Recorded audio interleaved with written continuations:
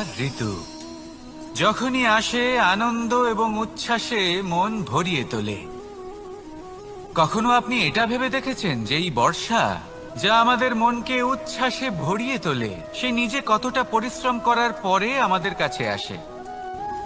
নদী হোক, সরোবর হোক, সমুদ্র হোক, তাকে সূর্যের তাপ সহ্য করতেই হয়। বাষ্প হয়ে আকাশে উড়ে যেতেই হয়। আকাশে গিয়ে কঠোর শীতলতার সম্মুখীন হতেই হয়। সেই ঠান্ডা সহ্য করতেই হয়। আর তারপর এই বর্ষা আমাদের গায়ে ঝরে পড়ে, কারোর তৃষ্ণা নিবারণ করে, আবার কাউকে আশ্বাস দিয়ে যায়। সেইভাবে জীবনে যদি আমাদের কোনো বড় কাজ করতে হয় তাহলে আমাদের কঠোর এবং নিরন্তর পরিশ্রম করতেই হবে। আর যে ব্যক্তি এই পরিশ্রম করার পরেও কোনো একটি নির্দিষ্ট স্থানে পৌঁছে যাবার পরেও বিনম্র থাকেন, সেই ব্যক্তি অমরত্ব লাভ করেন। তিনি হলেন সেই ব্যক্তি যাকে সমগ্র সংসার ভালোবাসেন। তাহলে সব সময় মনের মধ্যে বিনম্র ভাব বজায় রাখুন আর আমার সাথে ভালোবেসে বলুন, রাধা রাধা। কোনো এক বস্ত্রে যদি ছোট্ট একটা ছিদ্র উৎপন্ন হয় আর যদি আমরা তার দিকে নজর না দিই তাহলে সময়ের সাথে সমগ্র বস্ত্র ছিঁড়ে যায় আর কোনো কাজে আসে না। যদি কোনো একটা নৌকাতে ছোট্ট একটা ছিদ্র উৎপন্ন হয় তাহলে সময়ের সাথে পুরো নৌকায় জলে ডুবে যায়। লক্ষ্যের দিকে অগ্রসর হওয়ার সময় একটা ছোট্ট ভুল আপনি যদি করে ফেলেন তাহলে আপনাকে তা লক্ষ্যের থেকে দূরে করে দিতে পারে। এমনটা এই সম্পর্কের সাথেও হয়ে থাকে। কোনো একটা ছোট্ট কথা, একটা ছোট্ট মনোমালিন্য যদি সম্পর্কে আসে এবং সেটা না মেটানো হয় তাহলে সেই সমগ্র সম্পর্কটা অনেক বড় বড় সম্পর্ক ভেঙে যেতে পারে। যদি আপনার সম্পর্কে ছোট্ট একটা ছিদ্র উৎপন্ন হয় তাহলে প্রেমের সূচ আর স্নেহের সুতো দ্বারা সেলাই করে ফেলুন, যাতে আপনার এই সম্পর্ক অটুট থাকে এবং প্রেম দ্বারা পরিপূর্ণ থাকে। আসুন আমার সাথে ভালোবেসে বলুন, রাধা রাধা। জীবনে সাফল্য এবং অসফলতা আপনার বল, আপনার শক্তির উপরে নির্ভরশীল নয়, আপনার মানসিকতার উপর নির্ভরশীল। যদি কোনো ব্যক্তি দৃঢ় নিশ্চয় করে নেয় তাহলে সে কখনো হারে না। যদি কেউ হার মেনে নেয় তাহলে সে কখনোই জিততে পারে না। শেষ পর্যন্ত কি হয়? এই ভাবনাই সত্য হয়ে সামনে চলে আসে আর এই ভাবনাই পরবর্তীকালে ইতিহাস রচনা করে। সেই জন্য আপনি যদি চান আপনার নাম ইতিহাসে থাকুক তাহলে দৃঢ় হতে শিখুন। ইতিবাচক ভাবনার সাথে পরিশ্রমের সাথে এগিয়ে চলতে থাকুন। প্রতিস্পর্ধা গ্রহণ করুন আর শুধুই এগিয়ে যেতে থাকুন। সংসারে আপনি যে কোনো উচ্চতাতেই পৌঁছতে পারবেন, কারণ ইচ্ছে শক্তি আর ভালোবাসার চেয়ে বেশি শক্তিশালী আর কিছুই নেই।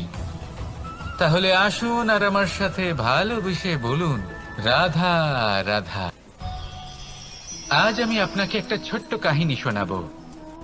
একবার আমি, রাধা আর দাদা আমরা তিনজনে মিলে লুকিয়ে একটা উপবনে গেলাম আম পেড়ে খেতে।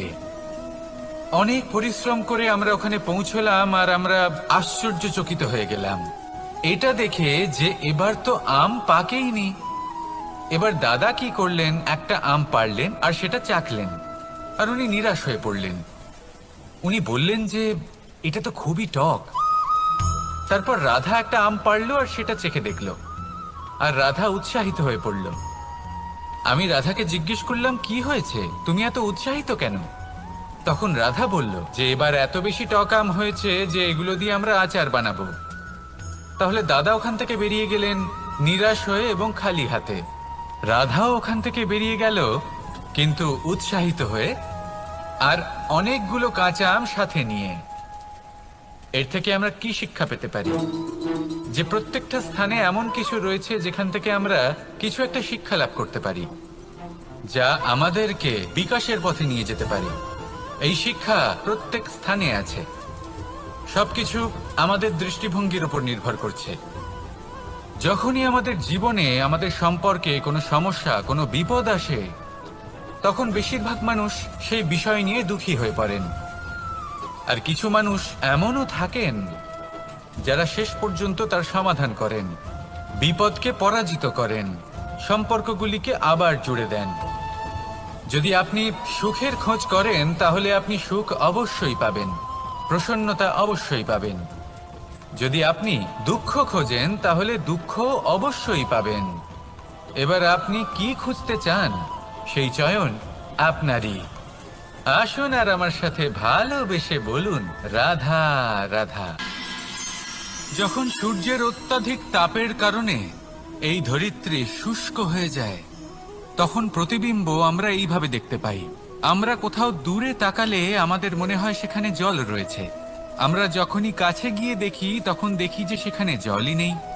তারপর যেই আমরা পেছনে ফিরে তাকাই আমরা দেখি যেখান থেকে আমরা এসেছি সেখানে জল পড়ে রয়েছে।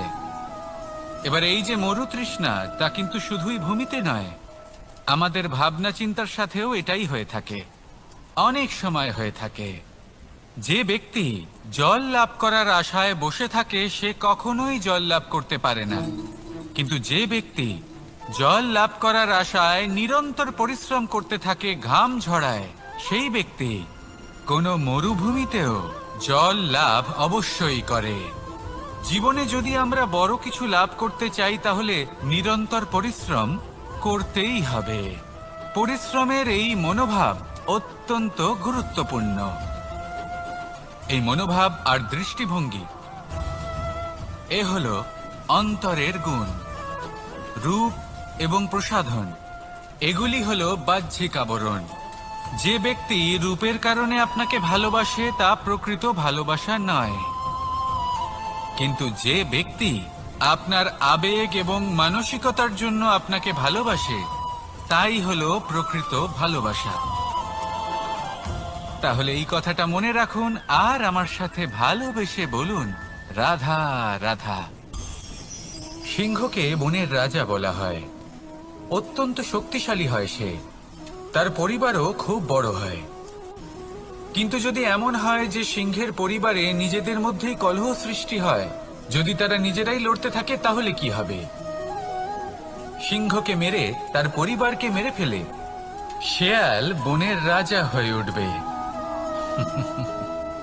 এবার এই কথা শুধুই সিংহের উপর প্রযোজ্য নয়, বরং প্রত্যেকটি ব্যক্তি, প্রত্যেক পরিবার, প্রত্যেক সম্প্রদায়, প্রত্যেক রাজ্যের ওপর প্রযোজ্য হতে পারে। পরিবারে যদি মতভেদ বেড়ে যায় তাহলে সেই পরিবার ভেঙে যেতে পারে। ইতিহাস এই বিষয়ের সাক্ষী। যদি সমাজের মানুষ নিজেদের মধ্যেই লড়তে থাকেন তাহলে কেউ রাজা হতে পারেন না, বরং অন্য কেউ সেই কলহের সুযোগ নিয়ে নিজে রাজা হয়ে বসেন। একতার গুরুত্ব বুঝতে শিখুন। ঘুরে ফিরে বিষয়টা এসে দাঁড়াচ্ছে সেই ভালোবাসায়, কারণ ভালোবাসাই হলো সেই যা সকলকে একসাথে বেঁধে তাদের আনন্দে রাখতে পারে। প্রেমের থেকে বেশি শক্তিশালী আর কিছুই নেই। তাই এই প্রেমকে নিজের মনে জাগ্রত করুন, নিজের পরিবারে বর্ষণ করুন, সমাজে বর্ষণ করুন, রাজ্যে বর্ষণ করুন, আর এই ভালোবাসার সাথেই বলুন, রাধা রাধা। বর্ষা কখনো অনুভব করে দেখেছেন এই বর্ষা? আকাশ থেকে বর্ষার ফোঁটা ঝরে পড়ে, মিষ্টি ফোঁটা, শীতল ফোঁটা, মনকে পবিত্র করে তোলে, ধরিত্রীর তৃষ্ণা নিবারণ করে, আশপাশটা সবুজে ভরিয়ে তোলে। এবার এই রকম জল আমরা কুয়ো থেকেও পেতে পারি। যদি আমরা ভেবে দেখি যে বর্ষা এবং কুয়োর জলের মধ্যে পার্থক্য কি, তবে পার্থক্য আছে। পার্থক্য হলো ভাগ্য এবং কর্মের। বর্ষা হলো ভাগ্য। প্রকৃতির যখন ইচ্ছে হবে তখন বর্ষা হবে, কিন্তু কুয়ো আমরা এমনি এমনি পাই না। কর্ম এবং পরিশ্রমের দ্বারা একে প্রাপ্ত করতে হয়। এই ধরিত্রীকে খুঁড়তে হয়, অনেক ঘাম ঝরাতে হয়, তবেই আমরা একটা কুয়ো প্রাপ্ত করতে পারি। এবার এই বর্ষা, এটা সারা বছর হয় না, কিন্তু কুয়ো এটা বছরের পর বছর আমাদের তৃষ্ণা নিবারণ করে। এবার এর থেকে আমরা কি শিক্ষা লাভ করি? এটাই যে আপনি ভাগ্যের উপর বিশ্বাস রাখুন, কিন্তু নিজের কর্মের উপর আস্থা রাখুন, কারণ কর্ম এবং পরিশ্রম আপনাকে এই সংসারের যে কোনো শিখরে পৌঁছে দিতে পারে। তাহলে নিরন্তর প্রয়াস করুন, কর্ম করুন, আর আমার সাথে ভালোবেসে বলুন, রাধা রাধা। ইচ্ছে, বড়ই বিচিত্র জিনিস এই ইচ্ছে। যদি তা পূর্ণ না হয় তাহলে তা ক্রোধকে জন্ম দেয়, যদি তা পূর্ণ হয় তাহলে লোভকে জন্ম দেয়, যদি সময়ের মধ্যে পূর্ণ না হয় তাহলে শোককে জন্ম দেয়, আর যদি সময়ের পূর্বেই পূর্ণ হয়ে যায় তাহলে অহংকারকে জন্ম দেয়। সকলের ইচ্ছে থাকে, আপনারও অবশ্যই থাকবে, তা অবশ্যই পূরণ করবেন। কিন্তু একটা কথা মনে রাখবেন, আপনার এই জীবন এটা কোনোভাবেই আপনার ইচ্ছে পূরণ করার মাধ্যম নয়। এ হলো ধৈর্য সাধনের এক মাধ্যম, নিয়ন্ত্রণ করার এক মাধ্যম। নিয়ন্ত্রণ নিজের কামনার ওপর, নিজের ইচ্ছের ওপর, নিজের আবেগের ওপর। কারণ ইচ্ছে এটা হলো সেই অশ্বের মতো যা একবার লাগাম ছাড়া হয়ে গেলে আপনার হাত থেকে যদি এই লাগাম বেরিয়ে যায় তাহলে তা আপনাকে সোজা বিনাশের পথে নিয়ে যেতে পারে। কিন্তু যদি আপনি একে নিয়ন্ত্রণ করতে পারেন তাহলে এটা আপনাকে সাফল্যের শিখরে অবশ্যই পৌঁছে দিতে পারে। তাহলে ইচ্ছেগুলিকে নিয়ন্ত্রণ করুন আর আমার সাথে ভালোবেসে বলুন, রাধা রাধা।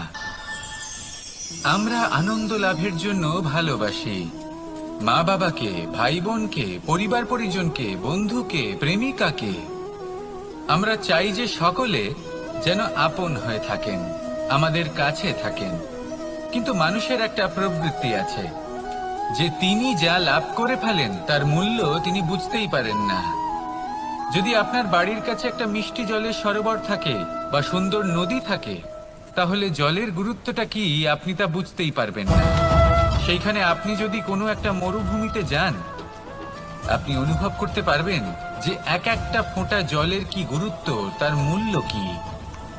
সুখের মুহূর্তে যদি আপনজনদের মনে রাখেন তবে দুঃখের মুহূর্ত নিজে থেকেই দূরে সরে যাবে। ভালোবাসা এবং তার সাথে স্মরণ করা, এটাই তো হলো জীবনের এবং ভালোবাসার আসল মূল্য। আসুন আর আমার সাথে ভালোবেসে বলুন, রাধা রাধা। একটা জলের ফোঁটাকে ফোঁটা নামে সম্বোধন করা হয়। অনেক ফোঁটা একত্রিত হলে সাগরের রূপ ধারণ করে। শুধু একটা পাতাকে পাতা বলা হয়, অন্য অনেক পাতার সাথে একত্রিত হলে তা গ্রন্থের রূপ ধারণ করে। একটা মাত্র সুতো অন্য সুতোর সাথে মিলিত হলে বস্ত্রের রূপ ধারণ করে। অনেক সংখ্যক ইট একত্রিত হলে মহলের রূপ ধারণ করে। সৈন্যরা একত্রিত হলে সৈন্যদল তৈরি হতে পারে। এটা হলো শক্তি সংগঠনের, এটাই হলো শক্তি একতার। তা সে বনস্পতি হোক বা কোনো ব্যক্তিই হোক, কোনো মনোভাবই হোক, যদি একা থাকে তাহলে দুর্বল হয়ে পড়বে। যদি সংগঠিত থাকে তাহলে শক্তিও বাড়বে আর আপনাকে সামনে এগিয়েও নিয়ে যাবে। তাই এই একতায় বিশ্বাস রাখুন আর আমার সাথে ভালোবেসে বলুন, রাধা রাধা। জীবন কিসের উপর নির্ভরশীল? ধনের ওপর, বৈভবের ওপর, নিঃশ্বাসের ওপর? না, এই জীবন নির্ভরশীল বিশ্বাসের ওপর। বিশ্বাস নিজের ওপর, বিশ্বাস আমাদের আপনজনের ওপর। কিন্তু যখন এই বিশ্বাস ভেঙে যায় তখন মানুষের মনও ভেঙে যায় আর তারপর সে অন্য কিছু করতেই পারে না। তখন কি করা যেতে পারে? তিনটে কাজ আছে যা আপনি করতে পারেন। প্রথম, ভালোবাসা। যাকে আপনি ভালোবাসেন, যারা আপনাকে ভালোবাসে, ভুল যারই হোক না কেন, তার কাছে ক্ষমা চাইতে কখনোই সংকোচ বোধ করবেন না। দ্বিতীয় হলো বিশ্বাস। যারা আপনাকে ভালোবাসেন, আপনাকে বিশ্বাস করেন, তাদের বিশ্বাস কখনো ভাঙবেন না। তৃতীয় হলো আশা। যারা আপনাকে ভালোবাসেন, আপনাকে বিশ্বাস করেন, তাদের আশা আপনার সাথে জড়িত। তাদের থেকে কখনো কিচ্ছু লুকোবেন না। এই তিনটে কাজ করুন আর এই জীবন সুপ্রসন্ন হয়ে বলবে, রাধা রাধা। আমি মনুষ্যরূপে জন্ম নিয়েছি এবং সমস্ত কর্ম এই রূপেই করেছি। কিন্তু আশ্চর্যের বিষয় হলো যে আজও মানুষ আসেন এবং হাত জোড় করে প্রার্থনা করেন যেন আমি ওনাদের সহায়তা করি। আপনাদের একটা কথা বলতে চাই, আমি সকলকে সাহায্য করতে পারবো না, কিন্তু আমি শিক্ষা অবশ্যই দিতে পারবো, জ্ঞান প্রদান করতে পারবো। এমন কিছু জ্ঞান যার ভিত্তিতে মানুষ যা চাইবেন তাই লাভ করতে পারবেন যদি সঠিক কর্ম করতে থাকেন। যখন কংসের অসুররা গোকুলে ধ্বংসলীলা চালাচ্ছিলেন তখন আমি কারোর থেকে সাহায্য চাইনি। আমি দাঁড়িয়েছিলাম এবং আমি তার বিরোধিতা করেছিলাম। সবাই বলেন যে আমি ছোট্ট একটা আঙুলে গোবর্ধন পর্বত তুলেছিলাম, কিন্তু আমি কি ওখানে একা ছিলাম? কখনোই নয়। আমার সাথে অসংখ্য গোকুলবাসী, অসংখ্য বর্ষণাবাসী ছিলেন, নিজের হাতে একটা লাঠি নিয়ে। ওনাদের মনোবল, ওনাদের আশীর্বাদ আমার সাথে ছিল। মহাভারতে আমি শুধুই শিক্ষক ছিলাম, আমি শুধুই শিক্ষা দিয়েছি। লক্ষ্য সাধন করেছে অর্জুনই, যুদ্ধ করেছে অর্জুনই এবং জয়ীও হয়েছে অর্জুনই। আমি শুধুই শিক্ষা দিতে পারি। অবশেষে আপনাকে শুধু এটুকুই বুঝতে হবে যে ঈশ্বর সবকিছু করতে পারেন না, করতে হবে আপনাকে। ঈশ্বর আপনাকে আশীর্বাদ করতে পারেন যে কাজ আপনি মন থেকে করবেন সেটা অবশ্যই পূরণ হবে। সেই জন্য নিজের লক্ষ্যের পথে এগোতে থাকুন। চেতনা, বিবেক এবং পরিশ্রমের দ্বারা আপনার যা যা স্বপ্ন আছে, যা লক্ষ্য আছে, আপনি অবশ্যই লাভ করবেন। আর এই মন সুপ্রসন্ন হয়ে বলবে, রাধা রাধা।